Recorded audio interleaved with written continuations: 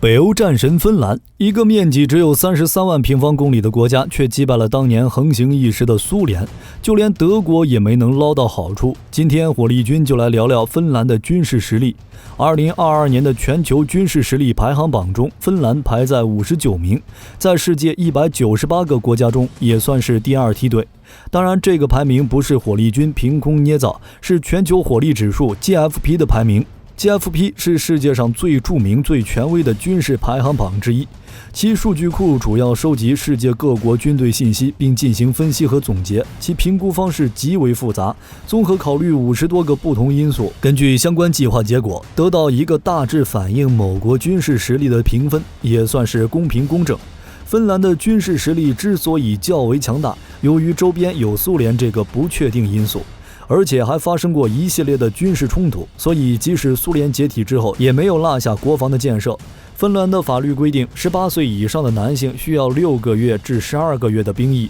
如果有需要，芬兰政府可以在短时间内动员一支近50万受过军事训练的后备役兵力。在海陆空三军中，我们首先来看看国防力量的中坚陆军。芬兰的陆军是以军区为单位，其地面部队装备有200辆坦克、100辆德制的豹 2A4 坦克和100辆的德制豹 2A6 坦克。步兵战车有212辆，主要为 BMP-2 步兵战斗车以及 CV-90 装甲战斗车。这些步兵战车以及其他机械化载具所提供的机动性，对于芬兰的纵深防御战略来说至关重要，可以使芬兰陆军实现机动诱敌作战，将敌人引诱进芬兰的崎岖地形中，再由区域部队进行骚扰消耗。值得一提的是，芬兰还是欧洲炮兵最大的库存国之一。关于德国的豹2坦克和 CV-90 步兵战车，火力军之前已经讲过，在这里就不过多赘述了。总结来说，就是二者的性能都可以满足芬兰陆军的作战需求。今天我们主要来看看芬兰野战防空的主力豹2神射手自行高射炮。自行高射炮作为现代近程拦截系统中一款重要武器装备，其拥有射速较快，能够制造密集的防空弹幕，弹道不必担心被敌方电子作战系统干扰的优点。不仅效率非常高，必要时也能执行地面攻击任务。而论作战性能，芬兰的豹2神射手自行高射炮在世界上也能排得上号。豹2神射手自行高射炮说是芬兰自行研制，但看名字大家应该也能明白，它是一个拼接版本，由德国的豹 2A4 坦克底盘以及英国的神射手防空系统组成。该防空系统是英国马可尼电子系统公司所研发的，主要部件包含一个炮塔、一具马可尼400型防空雷达以及2个瑞士机枪。该系统可以安装在许多不同坦克的底盘上，就比如芬兰所使用的 T55AM 和豹2坦克底盘。不过该系统目前唯一的用户就是芬兰陆军。1990年的时候，芬兰向英国购买了7套神射手系统，并将其安装在了 T55AM 坦克底盘上，配属给了坦克营来执行野战防空任务，性能也十分优秀。但是 T55AM 底盘的尺寸有限，搭载了神射手防空炮塔之后，内部的空间极为狭小，加上 T55的底盘过于老旧，最终这款高射炮退役。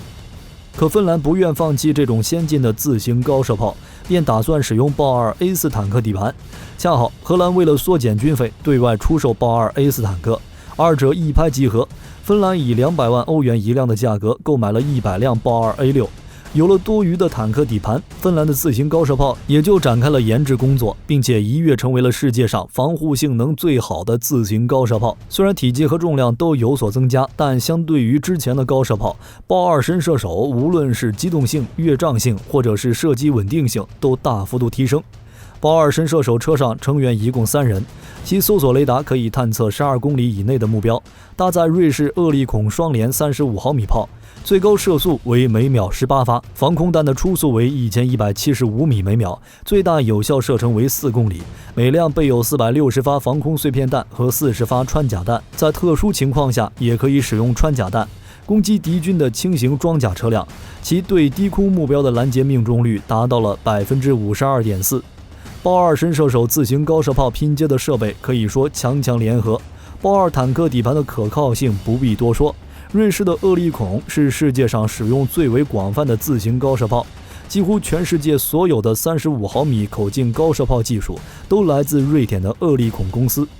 配备上英国的防空系统，才有了如今性能优越的自行高射炮。加上满足芬兰地形作战需求的装甲车和坦克，其地面武装完全可以称之为很强。只是陆军强大并不是决定性的因素，在现代战争中，空军的实力会影响地面战争胜负的走向。芬兰既然能排名59，就证明其空军实力也还可以。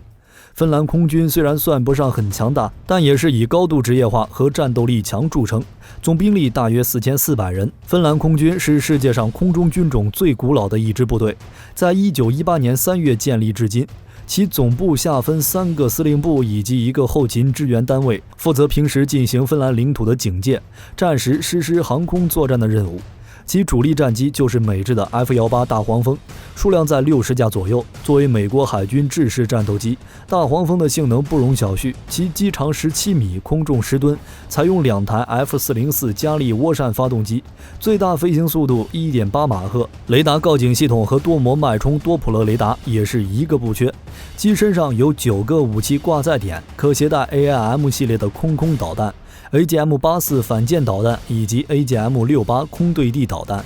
除此之外，还有 F-18D 战斗机教练机以及 C-295M 战术运输机，可运送71名士兵或者50名伞兵或者27名担架伤员。该运输机还能运输轻型军用车辆等在内的货物，其最大载重能达到 9.2 吨的水平，以及3架 UC-35A 通用运输机，还有1架由 C-295M 型运输机加装电子战套件后的电子攻击机。只是芬兰并没有专用过的武装直升机。值得一提的是，芬兰还购买了美国的 F-35型隐身战斗机。2015年10月的时候，芬兰的国防部就展开了 HX 计划，从阵风、台风、F-18EF 超级大黄蜂以及 F-35中挑选新一代的战斗机，取代略显老旧的 F-18。结果自然毫无意外， F-35以绝对的优势胜出。2021年12月的时候，芬兰就已经宣布了将采购64架 F-35。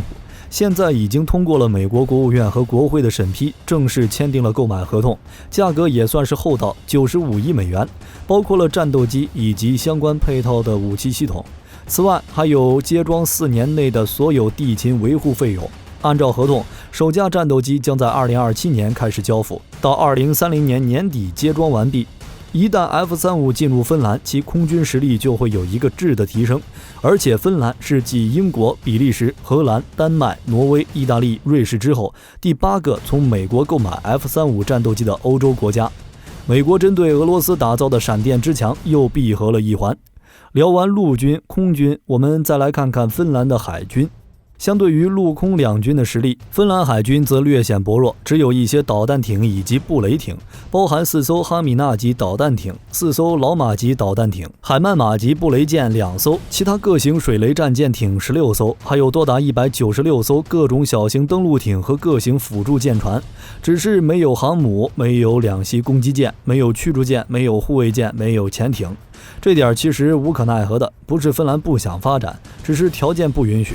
芬兰国土西南濒波罗的海和芬兰湾，而波罗的海又是一个面积仅有42万平方公里，平均深度仅为55米的西陆海，并且由于海水出了名的盐度低，导致了凛冬之际极易结冰。尤其是靠近芬兰的北部海域，每年冰封期长达半年。加上芬兰与波罗的海周边的国家还算是和谐，所以维持一个数千人规模的海军部队已经足够了。芬兰海军首先在1981年到1986年间服役了4艘赫尔辛基级导弹艇，主要武器为一座博福斯57毫米速射炮，外加8枚隔壁瑞典的萨博 RBS-15型反舰导弹，并可加装西北风近程防空导弹来增强自卫防空能力。其中3号和4号艇还在退役后，在2008年12月又转至克罗地亚海军服役，继续发光发热。只是赫尔辛基级导弹艇在反潜能力上较为欠缺，于是芬兰海军就在1990到1992年设计建造了4艘改进型的老马级导弹艇，加装了2座9连装萨博 Elmar ASW600 127毫米反潜火箭发射装置，以加强反潜作战能力。又因为老马级导弹艇没有采用隐身设计，芬兰海军随即又提出了2000编队的规划，采用了4艘隐身导弹艇，也就是哈米纳级隐身导弹艇。它也是芬兰海军目前的王牌。在舰体设计上，哈米纳吉采用了隐身设计，主桅杆设计为封闭式，布置在舰中部，同时注意抑制红外信号，隐身效果很好。在武器方面，主炮为一门，装备伯夫斯40毫米速射炮，反舰则是为2座双联装萨博公司的 RBS-15 Mk3 型反舰导弹，防空则是使用一部南非制8联装毛式垂直发射舰空导弹系统，同时还有4座9联装的 EEMALLS-920 型反潜火箭发射装置来执行基本的反潜作战任务。在动力上，哈米纳吉采用了2部卡米瓦9052型喷水推进器，主机为2台德制柴油机，最大航速达到32节。由于赤水较浅，可以实现在芬兰海海域执行高速巡逻任务。从舰艇上看，芬兰海军是小型海军，但是非常适合保护本国破碎的海岸线，而且地理位置类型迫使芬兰海军要专注于滨海作战和布雷行动，所以芬兰海军目前只配备水雷战舰、快速攻击艇。水雷战舰只包括布雷舰、猎雷舰和扫雷舰，快速攻击艇虽小，但火力强大，有装备反舰导弹和反潜武器，其中一些级别还有防空能力。舰队还可以得到岸防部队的反舰导弹与岸炮的支援，海军陆战队也将抵御敌人的进攻，他们将和舰队一起执行沿岸拒止作战，和阻碍敌国舰队在芬兰水域的自由行动。在战时，芬兰海军不会进行舰队决战，而是集中精力布雷和进行打了就跑的战术。值得一提的是，虽然芬兰是中立国，不是任何军事组织的成员，但芬兰国防军的装备和训练体制都可以作为多国特遣队的一部分，而且在未来还打算进行符合北约标准的部队体制和装备改革。比如空军的大黄蜂已经获得了北约 Link 16数据链，该系统可以使机队与北约部队共享信息。对此，各位朋友是怎么认为的？欢迎在视频下方留言评论。下期见。